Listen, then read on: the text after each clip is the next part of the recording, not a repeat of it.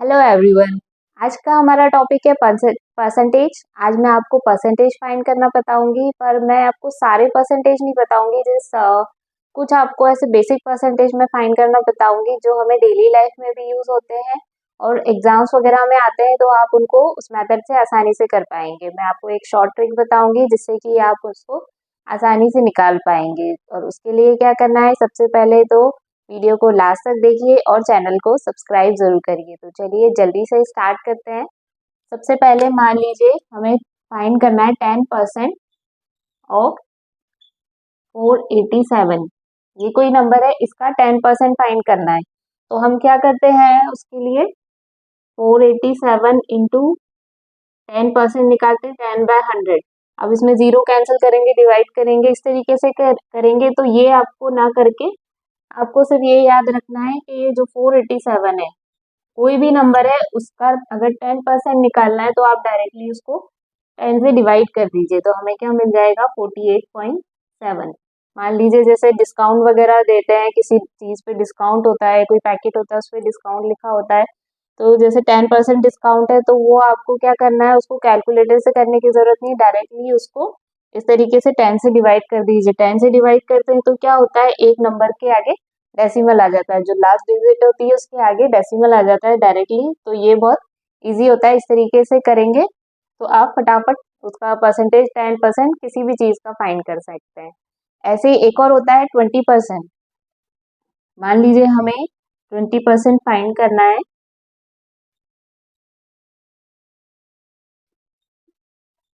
इसका 20% फाइंड करना है हमें। तो उसके लिए क्या करना है, जैसे इस तरीके से करते हैं, ये ना करके क्या करते हैं, 4825 इसको डायरेक्टली 5 से डिवाइड कर देते हैं।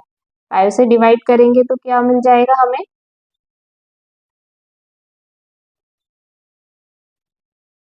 तो हमें मिल जाएगा यहाँ पे 965। तो ऐसे अगर कोई भी नंबर दिया है हमें, उसका हमें 20% फाइंड करना है, तो उसको इस तरीके से ना करके डायरेक्टली क्या करना है, हमें उसे 5 से डिवाइड कर देना है। 5 से डिवाइड करेंगे तो आपका ये वाला जो पोर्शन है ये आपको नहीं करना पड़ेगा, आपको आसानी से आंसर आ जाएगा इसका। जैसे डायरेक्टली हमने यहाँ डिवाइड कर दिया 965। ये कुछ ऐसी शॉर्ट ट्रिक्स हैं जिससे कि आप अपना टाइम सेव कर सकते हैं।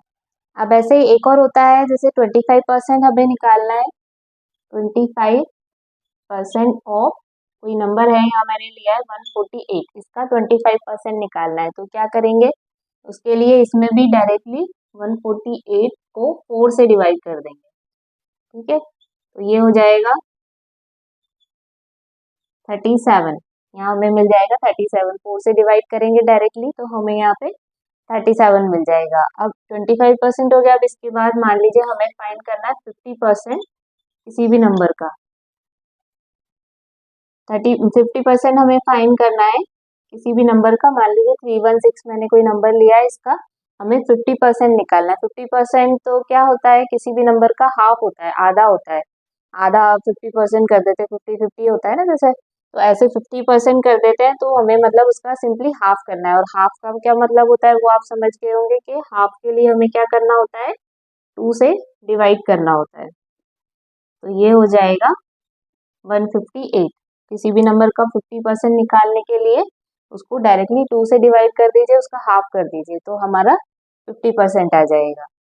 तो ये होती हैं जो मतलब आप कहीं भी आपको अगर यूज करना है, कहीं भी होता है कुछ पैकेट्स होते हैं उनपे 50% डिस्काउंट है, जैसे ज्यादातर क्या होता है 10% डिस्काउंट है, 10% एक्स्ट्रा दे रखा है। तो उसके लिए क्या करना है आपको, वो निकालने के लिए इसके कैलकुलेटर की जरूरत नहीं है। आप डायरेक्टली अगर इनसे करते हैं, अगर डायरेक्टली डिवाइड करते हैं तो आप आसानी से कर पाएंगे।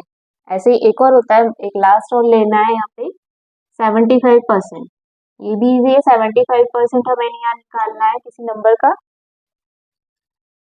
564। मान लीजिए ये एक नंबर है यहाँ 564, इसका 75% निकालना है। तो क्या करना है उसके लिए, इसको डिवाइड करना है 4 से। 4 से डिवाइड करेंगे तो कितना आ जाएगा यहाँ पे,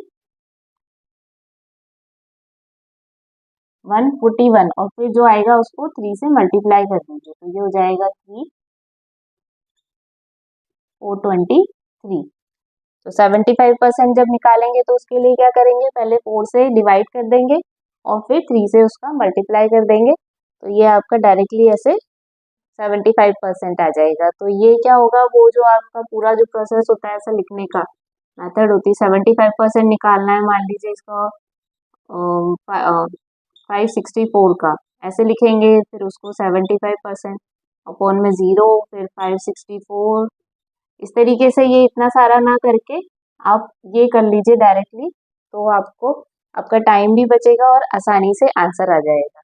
तो ये इस तरीके से आप इन ट्रिक्स का यूज़ करिए, अपने डेली लाइफ में यूज़ करिए, और कोई एग्ज़ाम होता है उसमें भी आप आसानी से इनका आंसर निकाल सकते हैं। अगर ऐसे ही ये वीडियो अच्छी लगी हो तो लाइक करिए, और इसी तरीके से मेरी वीडियोस देखते रहिए और चैनल को सब्सक्राइब ज़रूर करिए।